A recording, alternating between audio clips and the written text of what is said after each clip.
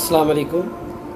अल्लाह के प्यारे रसूल सल्लल्लाहु अलैहि वसल्लम के एक नामवर जलील क़द्र सहाबी अब्दुल्लाह इब्न मसूद रज़ियल्लाहु ताला अन्हु बयान करते हैं कि जो शख्स रात में कम से कम 100 आयात की तिलावत करके सोता है तो वो अल्लाह की बारगाह में क़ानितीन, जो हर वक्त अल्लाह से डरते हैं, अल्लाह की इबादत में, अल्लाह को राज़ी करने में लगे रहते हैं, उनमें उनका शुमार हो जाता है।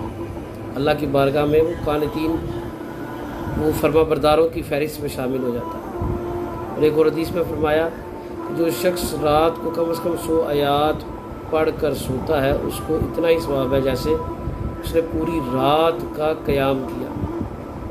तो रात में फ़जूल वक़्त ज़ाया करने की बजाय, वेब सर्चिंग ब्राउजिंग की बजाय कोशिश करें कि अल्लाह के कलाम को ज़िंदगी का हिस्सा बनाएं ताकि अल्लाह की बारगाह में आला मुकाम हासिल हो सके। अस्सलाम वालेकुम।